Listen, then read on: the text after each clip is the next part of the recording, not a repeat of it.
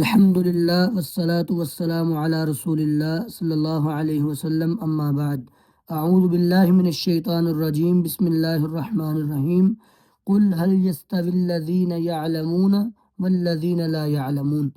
اللہ رب العالمین نے قرآن کریم میں سورہ زمر کے اندر یہ بات ارشاد فرمائی کہ نبی کہہ دیجئے کہ جاننے والے اور نہ جاننے والے، علم والے اور غیر علم والے یہ برابر نہیں ہو سکتے۔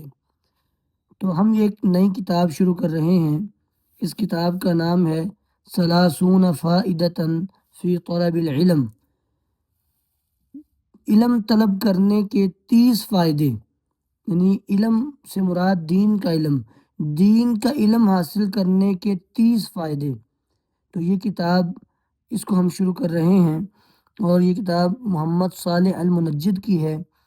تو علم سے مراد دین کا علم ہے، کیونکہ امام محمد بن ادریس الشافعی بیان فرماتے ہیں رحمہ اللہ، العلم ما قال اللہ قال الرسول، علم وہ ہے جو اللہ اور اس کے رسول نے کہا، وکل ما سواہما فہو فن من فنون الدنیا، اس کے علاوہ جو کچھ بھی ہے وہ دنیا کے فن ہیں، دنیا کمانے کے طریقے ہیں۔ علم وہ ہے جو اللہ اس کے رسول نے کہا۔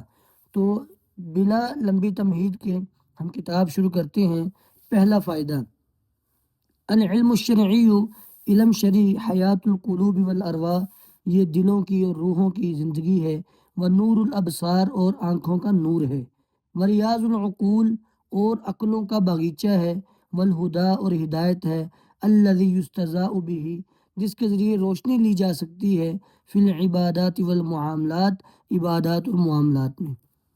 علم شرعی یہ دلوں کی اور روح کی حیات ہے، زندگی ہے۔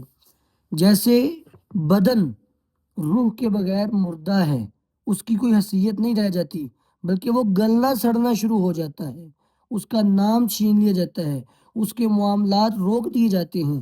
اسی طرح جس دل کو یا جس روح کو دینی علم کی غذا نہیں مل رہی، اس کے پاس دین کی بنیادی معلومات نہیں ہیں، تو گویا کہ وہ شخص، اس کا دل مردہ ہے، جس کے پاس اللہ کی پہچان نہیں، اس کے پاس دین کی پہچان نہیں۔ تو گویا کہ دین کا علم یہ دل کی اور روح کی غذا ہے، اس کی زندگی ہے، یہ آنکھوں کا نور ہے، مراد نور ہدایت۔ آنکھیں اس کے ذریعے راستہ دیکھتی ہیں، حق کا راستہ، یہ عقلوں کا باغیچہ ہے، اور ایسی ہدایت کہ آپ اپنی عبادات اور معاملات میں اس سے روشنی لے سکتے ہیں۔ وَهُوَ مِيزَانُ الْعَبْدِ، یہ بندے کا میزان ہے، الَّذِي يَزِنُ بِهِ اعتقاداتہ، جس پر وہ وزن کرتا ہے اپنے عقائد کا، اپنے اقوال کا، اپنے اعمال کا، اپنے احوال کا، وسائر شؤونہ، اور اپنے باقی سب معاملات کا بھی۔ یعنی سمجھ لیں کہ دین کا علم ایک ترازو ہے، آپ اپنے ہر معاملے کو، اپنی عبادات کو، اپنے عقائد کو، اپنے اعمال و اقوال کو، اپنے ہر چیز کو اس علم پہ پیش کریں۔ اگر تو آپ کا وہ معاملہ اس کے مطابق ہے جو دین کا حکم ہے، اس کے مطابق ہے، تو پھر تو ٹھیک ہے۔ اگر اس کے مطابق نہیں ہے تو گویا کہ آپ غلط راستے پہ ہیں، صراط مستقیم پہ نہیں ہیں۔ تو دین کا علم اس لیے زندگی ہے کہ یہ انسان کا ترازو بن جاتا ہے، جو انسان کے ہر معاملے میں رہنمائی کر دیتا ہے۔ فمن این یعرف الانسان الحق من الباطل، کیسے پہچان سکتا تھا انسان حق کو باطل سے، والضلال من الہدا، اور گمراہی کو ہدایت سے، والصدق من الکذب، اور سچائی کو جھوٹ سے، ودین اللہ و شرعہ، اللہ کے دین اور اس کی شریعت کو، من دین غیرہ، غیر کے دین سے، لولا العلم الشرعی، اگر شرعی علم نہ ہوتا۔ صاحب کتاب کہتے ہیں کہ حق اور باطل کی پہچان، گمراہی اور ہدایت کی پہچان، سچ اور جھوٹ کی پہچان، اسی طرح کہ یہ چیزیں اللہ کا دین ہے اور یہ غیروں کی باتیں ہیں، ان سب چیزوں کی پہچان کیسے ہوگی؟ علم کے ذریعے۔ جب آپ کے پاس دین کا علم ہوگا تو دین کا علم یہی واضح کرے گا کہ یہ حق ہے اور یہ باطل ہے، یہ گمراہی ہے اور یہ ہدایت ہے، یہ اللہ کا دین اور شریعت ہے اور یہ غیروں کی بنائی ہوئی باتیں ہیں، ان کی اپنی سمجھ بوجھ ہے۔ تو گویا کہ دین کا علم یہ اس لحاظ سے کارآمد ہے کہ یہ آپ کے لیے ترازو کی حیثیت رکھتا ہے۔ اس کا یہ پہلا فائدہ ہے۔ دوسرا فائدہ، حاجت الناس الی تعلم احکام الدین، لوگوں کی حاجت دین کے احکام سیکھنے کی طرف، و الی طلب العلم الشرعی، اور علم شرعی کو سیکھنے کی طلب جو ہے اس طرف، و معرفت الحلال والحرام، اور حلال و حرام کی پہچان، اعظم من حاجتہم، یہ زیادہ بڑی ہے ان کی حاجت سے، الی الطعام والشراب، کھانے اور پینے کی طرف۔ لوگوں کے کھانے اور پینے کی حاجت اتنی بڑی نہیں ہے جتنی حاجت ان کو دین اور علم شرعی کو طلب کرنے کی ہونی چاہیے۔ دین کا علم سیکھنا اور اس کو حاصل کرنا، یہ حاجت کھانے کی حاجت سے بڑی ہے۔ اس کی وجہ کیا ہے؟ اس کی وجہ یہ ہے کہ کھانا پینا دن میں ایک مرتبہ 2 مرتبہ بھی مل جائے تو انسان کو کفایت کر جاتا ہے، اس کے معاملات اچھے طریقے سے چلتے رہتے ہیں۔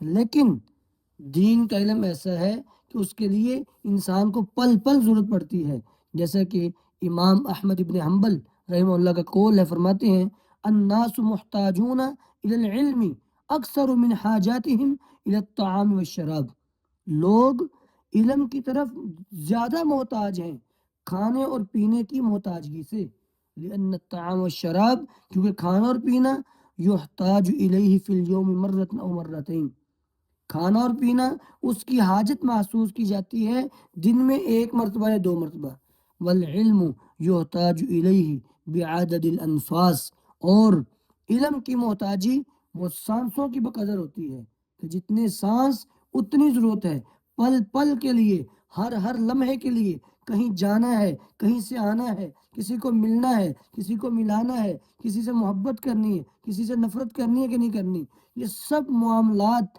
دین ہمیں سکھائے گا۔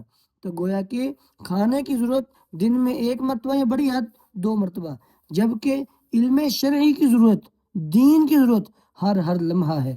تو گویا کہ لوگوں کی ضرورت دین سیکھنے کی زیادہ بڑی ہے، کھانے پینے کی ضرورت اتنی بڑی نہیں ہے جتنی ضرورت دین سیکھنے کی ہے، کیونکہ دین وہی ان کو زندگی گزارنے کا طریقہ سکھائے گا۔ ایک شاعر کا شعر ہے العلم احلا و اغلا ما لہ استمعت، علم جو ہے وہ زیادہ میٹھا ہے اور زیادہ قیمتی ہے جتنا اس کو سنا کسی کا، ما لہ استمعت اذن، جس قدر سنا کسی کان نے، وَأَعْرَبَ عَنْهُ نَاطِقٌ بِفَمِهِ، اور بولا اس کو کسی بولنے والے نے اپنے منہ سے۔ العلم اشرف مطلوب، علم سب سے عزت والا مطلوب ہے، وطالبہ للہ، اور اس کو طلب کرنے والا اللہ کے لیے، اکرم، زیادہ عزت والا ہے، من یمشی علی قدمی، جو اپنے قدموں پہ چلتا ہے۔ آسان الفاظ میں اس کا ترجمہ، علم جتنا کسی کانوں نے سنا اور کسی زبان نے بولا، ان سب سے زیادہ میٹھا علم ہے اور زیادہ قیمتی ہے۔ آج تک لوگوں کے کانوں نے جو کچھ سنا ہے یا زبانوں نے جو کچھ بولا ہے، ان میں سے سب سے زیادہ قیمتی اور میٹھا علم ہے، سب سے عزت والا مطلوب علم ہے۔ اور جو شخص علم کو اللہ کے لیے طلب کرتا ہے، قدموں پر بہت سے لوگ چل رہے ہیں لیکن سب سے زیادہ عزت والا قدموں پہ چلنے والا وہ شخص ہے جو علم کو طلب کرتا ہے۔ تو گویا کہ علم بہت زیادہ قیمتی ہے، یہ اس کا دوسرا فائدہ ہے۔ تیسرا فائدہ، العلم ارث الانبیاء، علم انبیاء کی وراثت ہے، یعنی انبیاء اپنے بعد مال و دولت نہیں چھوڑ کے جاتے، انبیاء علم چھوڑ کے جاتے ہیں، اور وہ علم وہ انبیاء کی وراثت ہے۔ ففی الحدیث، حدیث میں یہ بات مذکور ہے، نبی کریم صلی اللہ علیہ وسلم نے فرمایا کہ ان العلماء ورثۃ الانبیاء، بے شک علماء انبیاء کے وارث ہیں۔ ان الانبیاء، بے شک انبیاء، لم یورثوا دینارا ولا درہما، نہیں وہ کسی کو وارث بناتے دینار کے اور نہ ہی درہم کے، انما ورثوا العلم، بے شک وہ وارث بناتے ہیں علم کے، فمن اخذ به اخذ بحظ وافر، جس نے علم لے لیا اس نے وافر حصہ لے لیا۔ گویا کہ انبیاء اپنے بعد درہم و دینار نہیں چھوڑ کے جاتے، زمین جائیداد چھوڑ کے نہیں جاتے، انبیاء علم چھوڑ کے جاتے ہیں، اور اس علم کو سنبھالنے والے کون ہیں؟ علماء۔ تو گویا کہ علماء انبیاء کی پھر وارث کہلائے، کہ جو میراث انبیاء نے چھوڑی ہے اس میراث کو علماء نے سنبھال رکھا ہے، اور وہ علماء اس بات کو آگے پہنچاتے ہیں۔ جس بندے نے اس علم کو لے لیا، گویا اس نے وافر حصہ لے لیا، جتنا زیادہ لے گا علم اتنا اس کا حصہ بڑھتا جائے گا، اتنا اس کو وراثت زیادہ ملتی جائے گی۔ کس کی وراثت؟ وہ نبی کریم صلی اللہ علیہ وسلم کی، انبیاء کی وراثت۔ یقول الامام ابن قیم، امام ابن قیم رحمہ اللہ فرماتے ہیں وَهَذَا مِنْ أَعْظَمِ الْمَنَاقِبِ لِأَهْلِ الْعِلْمِ، اہل علم کے لیے سب سے بڑی جو منقبت ہے، سب سے بڑا ان کا جو درجے والی بات ہے وہ یہ ہے فَإِنَّ الْأَنْبِيَاءَ خَيْرُ خَلْقِ اللَّهِ، کیوں؟ کیونکہ انبیاء اللہ کی مخلوق میں سب سے بہترین ہوتے ہیں۔ فَوَرَثَتُهُمْ، اور جو ان کے ورثاء ہوں گے خیر الخلق بعدہم، وہ ان کے بعد سب سے بہتر ہوں گے، یعنی انبیاء اللہ کے ہاں سب سے بہتر ہیں، اور جو انبیاء کے بعد ان کا وارث کہلائے گا تو وہ انبیاء کے بعد سب سے بہتر ہوگا۔ تو گویا کہ علماء کے لیے سب سے بڑی فضیلت والی بات یہ ہے کہ وہ انبیاء کے وارث ہیں، کہ جس طرح انبیاء اللہ کی مخلوق میں سے بہترین ہیں، اسی طرح علماء انبیاء کے بعد سب سے بہترین ہیں۔ وَلَمَّا كَانَ كُلُّ مَوْرُوثٍ يَنْتَقِلُ مِيرَاثُهُ إِلَى وَرَثَتِهِ، جبکہ ہے ہر وراثت وہ منتقل ہوتی ہے اپنے ورثاء کی طرف۔ اِذْ هُمُ الَّذِينَ، تو چونکہ یہ علماء وہ لوگ ہیں یقومون مقامہ من بعدہ، جو نبی کے بعد اس کے مقام پہ کھڑے ہوتے ہیں، یعنی جو کام نبی اپنی زندگی میں کرتے رہے، مقام سے مراد ذمہ داری بھی کہہ سکتے ہیں، کہ جس ذمہ داری کو نبی علیہ الصلاۃ والسلام اپنی زندگی میں نبھاتے رہے، ادا کرتے رہے، اسی ذمہ داری کو اب علماء ادا کر رہے ہیں۔ ایک ہوتا ہے مقام و مرتبہ، وہ نہیں، وہ مراد نہیں ہے، کیونکہ انبیاء کے مقام مرتبے تک کوئی نہیں پہنچ سکتا، کوئی صحابی بھی نہیں پہنچ سکتا، تو لہٰذا یہاں مقام سے مراد ذمہ داری بھی مراد لی جا سکتی ہے۔ تو علماء جو ہیں وہ انبیاء کے جگہ پہ کھڑے ہیں، مراد یعنی ان کی ذمہ داری کو اپنایا ہوا ہے، کہ جو ذمہ داری انبیاء ادا کرتے تھے وہ ذمہ داری اب علماء نے اپنا رکھی ہے، وہ اس کو ادا کر رہے ہیں۔ وَلَمْ يَكُنْ بَعْدَ الرُّسُلِ مَنْ يَقُومُ مَقَامَهُمْ، اور رسولوں کے بعد کوئی ایسا نہیں ہے جو ان کے بعد ان کے قائم مقام کھڑا ہوتا ہو فی تبلیغ ما ارسلوا بھی، اس کو پہنچانے میں جو انبیاء کو دے کے بھیجا گیا، الا العلماء، سوائے علماء کے۔ رسولوں کے بعد ان کی تبلیغ، جس کے لیے انبیاء کو بھیجا گیا، ان کی تبلیغ اس کو آگے پہنچانے کے لیے کوئی کھڑا نہیں ہوا سوائے علماء کے۔ جب وہ کھڑے ہوئے ہیں تو ظاہری بات ہے کانوا احق الناس بمیراثہم، تو وہ لوگوں میں سے سب سے زیادہ حقدار ہیں ان کی وراثت کے۔ وفی ھذا تنبیہ، اور اس میں یہ تنبیہ بھی ہے علی انہم اقرب الناس الیہم، کہ علماء انبیاء کے سب سے قریب ہوتے ہیں لوگوں میں سے۔ کیوں؟ فإن المیراث، چونکہ جو وراثت ہوتی ہے انما یکون لاقرب الناس الی الموروث، وہ لوگوں میں سے سب سے زیادہ قریبی کی طرف منتقل ہوتی ہے۔ لوگوں میں سے جو سب سے زیادہ قریب ہوتا ہے نا، وراثت اس کو ملتی ہے، اور انبیاء کی وراثت کسے ملی؟ علماء کو۔ تو اس کا مطلب کیا ہوا کہ علماء پھر انبیاء کے سب سے زیادہ قریب ہوئے اس بات میں کہ وہ انبیاء کی ذمہ داری کو آگے پہنچا رہے ہیں۔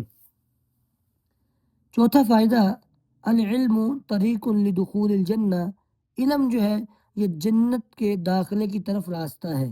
جنت میں داخل ہونے کے لیے علم کی راہ پہ چل لیں تو یہ آپ کو جنت تک پہنچا دے گا۔